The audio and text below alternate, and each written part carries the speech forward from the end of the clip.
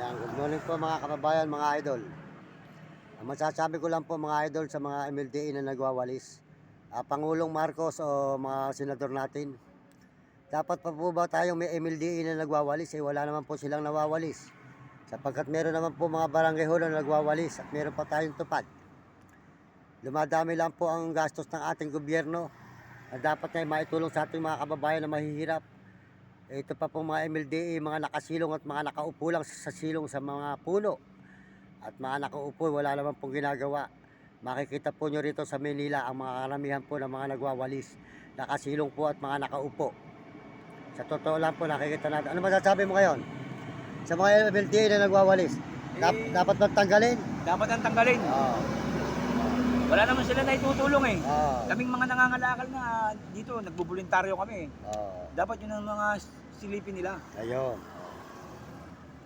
Ayun. Ano sabihin mo ngayon? Ang mga dapat sabihin ngayon sa mga nagwawalis na MLDA? Minsan nga, aming mga kariton, kinukuha pa nila eh. Ayun. Ayun, kinukuha pa rin daw po yung mga kariton nila. Yung mga vendors, kinukuha. Ayun, mga vendor. Dapat po hulihin yung mga naghahanap buhay, mga kababayan. Baka walang yan naman nila, parang di sila kapamilya. Ayun. Yan, ito po, nagrereklamo na po, hinuli ang kanilang kariton. Kaya dapat po ba yung hulihin ang mga nangangalakal? Mali. Dapat po ba yung hulihin ang nagtitinda? Humihiling po kami sa Pangulong Marcos natin at mga senador natin. Natanggalin na po nyo ang huli-huli. Kawawa po ang mga taong maliliit sa lansangan. Katulad namin, katulad natin. Katulad nito. Katulad ng mga ginagawa po namin, dapat eh, yun ang tingnan nyo. Wala eh, puro na lang ganito eh. Ayan. Kaya nga po, Pangulong Marcos, ikaw ang aming presidente at ikaw makakalam sa amin at pang mga senador natin. Siguro po, pwede niyong pigilin itong mga MLDA na ito. Para lang po sa aming mga mahihirap. Kawawa naman po ang mga kababayan nating mahihirap. Nahuhulihin nila. Ang tirahan na lang po ay kariton. Tapos kukunin pa po nila kariton, pati mga gamit, pati pera. Nagbibigay naman sila ng mga nangangalakal, nagbibigay naman sila ng kariton eh. Ngayon hindi na eh. Bakit po ganun yan? Nagrereklamo na po isang kababayan natin dito. Dati nagbibigay sila ng kariton para sa mga nangangalakal eh. Ayun, yung daw po kariton, binibigay ng mga... Yun naman lang sana yung regalo mo. Masaya na po kami eh. Yun. Hindi po namin makakalimutan, ipaglalaban po namin talaga. Ayun. Ayan, marami na po nagrereklamo ngayon na mahihirap sa mga MLDA. Napakaraming mga nangangalakal na Marcos ang apelyido. Ayan. Kaya Pangulong Marcos, marami na po nagrereklamo ng mga mahihirap dito ngayon sa Maynila. Halos karamihan eh. Dahil sa mga hinuhuli po ang mga nagtitinda at ng mga nangangariton, hinuhuli nila ang kariton, yun lang po ang kanilang bahay at hanap buhay. Mga senador natin sa Malacanang, ang mga ating presidente, dumadaing po ang ating mga kababayan na mahihirap. Yun na lang po ang kanilang tahanan, kariton. Ano po ba halaga ng mga MLDA at kukunin ng mga paninda para kainin lang nila at pakikita pa sa sasakyan? Ikinakarga nila at kinakain. Biliw mo, nung isang araw dyan sa may sangandaan, kawawa naman yung nagbe-vendors na yun. Eh, porkit wala lang yung mayari yung isa, hinakot na. Dapat hintayin mo na nila yung mayari bago nila akutin. Hinakot niya nilang biglan, wala na yung mayari.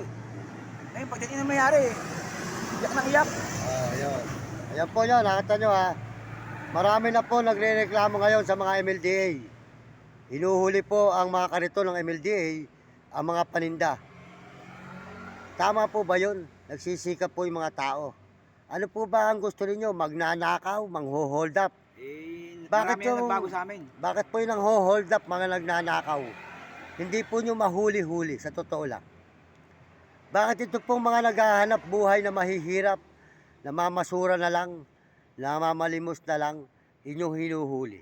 Ano po ba ang inyong karapatan para huli ng mga tao walang kasalanan? Yun po ang masasabi po natin sa ating Pangulong Marcos o mga senador po natin. Sana po gumising kayo para sa taong mga mahihirap. Kahit hindi na nyo tulungan, hayaan na lang nyo mabuhay sila sa lansangan. At huwag nilang pakialaman itong mga MLDA. Hayaan na lang nyo po nagtitinda. Mas maganda po yun. Di po ba mga kababayan nagtitinda at saka mga nagngangalakal, namamalimos. Sa mga nagnanakaw, mga nang-hold up, yun ang hinihiling namin sa inyo, Pangulong Duterte, Pangulong Marcos. Mas maganda pa po ata si Pangulong Duterte eh. Si Pangulong Duterte po noon binawal ang huli-huli na yan eh. Sana Pangulong Marcos, gayahin mo ang ating Pangulong Duterte. Naaawa sa mahihirap. Naaawa sa ating mga kababayan na mahihirap. Naliligaw na yata eh. Huwag ka sanang gumising ka sana Pangulong Marcos. Dito sa mga MLDA na nanghuhuli nito at mga nagwawalis nito, tanggalin mo na. Kami sumasama na kalooban namin sa mga... sige. Yung mga mayayaman siyang tinutulungan, yung mga mahirap hindi eh. Ayun. Kaya masasabi ko po, Pangulong Marcos, kung makikita mo lang dito sa Metro Manila, kung saan-saan mga naghahanap buhay ang tao, inuutang lang kahit sa Bombay. Makapaghanap buhay at may mabili ng kanin at bigas ang mga anak. Pero ginagawa naman ng mga MLDA, kinukuha ang mga paninda. Katulad po ng mga nangangalakal, kinukuha po ang kariton, kasama pa ang kanilang mga kalakal at pera. Ano po ba masasabi nyo sa ating mga MLDA nito? Dapat pa po ba tayo magkaroon ng MLDA? Tanggalin na ang MLDA, tanggalin na. Ipagtupad na po natin ang kamukha ng panahon ni Marcos at ni Cory. Puro pulis na lang po at mga barangay tanod ang ating yupo. Mas maganda pang Pangulo dito, Vietnam eh. Mas maganda po ang mga pulis at saka mga barangay. Hindi pinapapakilaman ang mga tao na sa lansangan at mga namamalimos. May awa po sila sa kapwa nila mahirap. Dapat Vietnam na lang eh. Pero ang mga MLDA po walang awa. Saka po mga tahuan ng City Hall. Wala pong awa ang mga nanguhuli sa City Hall. At saka po mga MLDA. Yun lang po ang hiling ng ating mga kababayan na mahirap dito sa mga Maynila na hinuhuli. Kahit ganito nilang mga panghanap buhay, pangangalakal lang para may pambili silang pagkain. Kukunin pa ang kanilang kariton at konting paninda, aagawin pa. Ano po masasabi nyo, Pangulo? Marcos, gayahin po nyo ang Pangulong Duterte. Ang Pangulong Duterte po ay talagang magaling nung siya nakapwesto. Dahil ang Pangulong Duterte, binawal po ang nanghuhuli sa mahihirap at kinagalitan pa ang SWD. Pinakamataas sa SWD. Kinagalitan ng Pangulo noong 2016 dahil maraming nagutom, mahigit 300 tumakas sa SWD. Kami po yun. Nagtakasan doon sa Marikina, sa Post Town, ng mga nagutom. Kaya po kayo nang gawin nyo, Pangulo. Bawalin po nyo, hayaan nyo kung nabubuhay sa lansangan.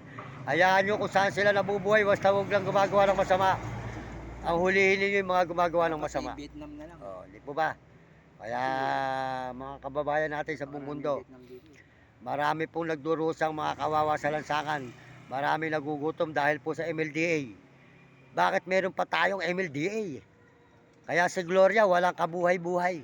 Tinayo pa si Bayani, wala namang kabuhay-buhay. Hanggang si Bayani nagtayo ng MLDA na yan. Napakaraming Vietnam dito eh. Yan. Dapat Kaya po Vietnam na ang ating Panginoon Diyos naguguluhan na po sa mundo. Dahil ang mga kawawa, kinakawawa. Kinakawawa po ng mga MLDA ang mga kawawang tao. Husgahan po inyo. Ako na po magsasabi sa inyo. Dahil nakikita ko rito.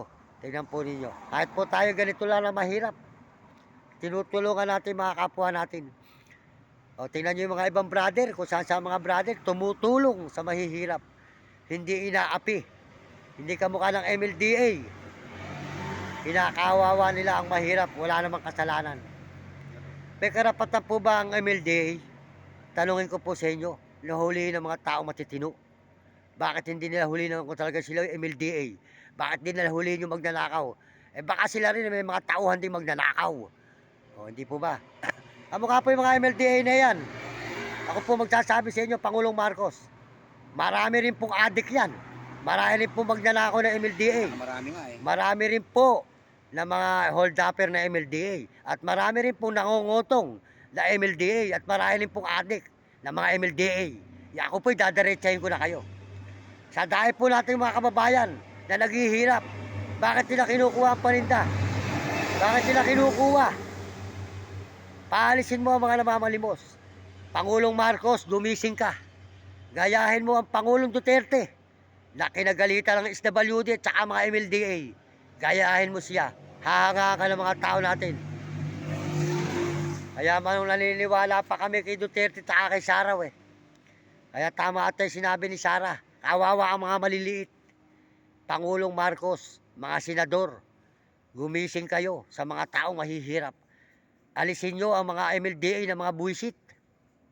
Walang mga kabuhay-buhay na mga MLDA. Maraming salamat po sa inyo lahat. Maganda umaga.